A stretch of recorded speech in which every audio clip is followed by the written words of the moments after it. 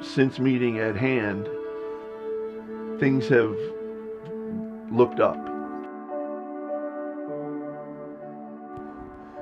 Here's the thing, all the pain that I'm gone through and all the pain I'm gonna go through, if I could just frame this and put it on my wall, this is the thing I'm working towards. My name is Terrence, born in Nova Scotia and given up for adoption and raised in the States in the past 54 years. It was late in the afternoon. I had just given a golf lesson, really. And I was headed to meet somebody for Chinese food. Sitting at a red light, and then I got rear-ended.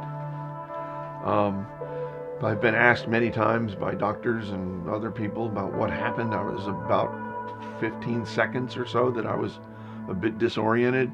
The first thing I remember is the girl was sitting next to me in the window, saying, I'm sorry. And airbags didn't go off. My dog was in the back, and he ended up in between me and the front. And it was just dazed. And I got out of the car, and the minute I stood up, my lower back hurt like immediately, and it started burning. So I sat back down till the police came and the firemen came, and they moved us off the road and started doing the investigation in a parking lot. And woke up 2 days later, and I couldn't get out of bed. It was a little scary. My neck was so bad I couldn't move. My hands were numb. Everything, my back and my legs hurt. I made my way to an orthopedic surgeon that week to start the process of figuring out what happened and the injuries that were caused during the accident. I was communicating with the adjuster on my claim, and she just kept saying, if you were in Canada, it would be easier for all of us. I realized why, because when I go in to get anything done, I hand them an OHIP card, and the insurance company doesn't have to pay anything. So all of my procedures, everything that I've done as a result of my car wreck, that typically the insurance company would cover, she knows, or they know, that it goes on your OHIP. But there are things that the insurance company or OHIP won't cover, and that's living, right? And living injured.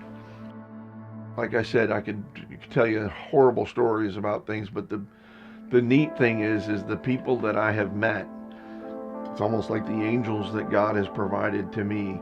I meet this person and I get that taken care of. I meet Ed Hand through the guy that I was living with at the farm.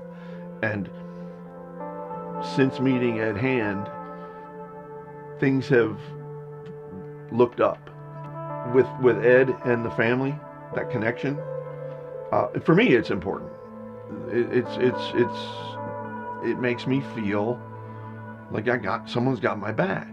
And when you're going through what I'm going through and what people go through when they've been injured and their life is just pretty much stopped, man, the comfort of knowing that I can call Peter's his son, who is like a brother to me. We've actually made the comment about when we're out, that's my brother. It is so family oriented. Anything that I really feel like I need, like a family would be, like you call your brothers or your sisters, I call Ed and this is what I think I need, and bang, it's there.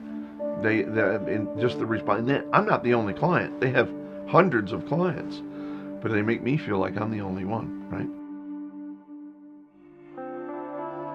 And like I said, they make everything so much better in financial assistance if you need it. I can call anytime, any day. And in dealing with the legalities of the responsibility of insurance companies to take care of, I paid them every month. Every month I wrote them a check. I have insurance, and I have insurance for a reason. And when you need the insurance company to do their job, it's funny how they just kind of slowly, they back away from their responsibilities. The minute you bring in a professional who's dealt with these people for 30 years, like Mr. Bellina, and then Ed, who had his own injury. He was worse than me at one point with kids.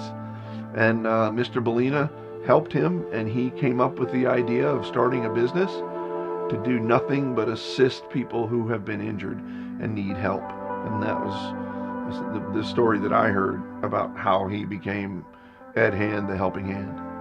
And I'm helped along by Ed Hand and his family.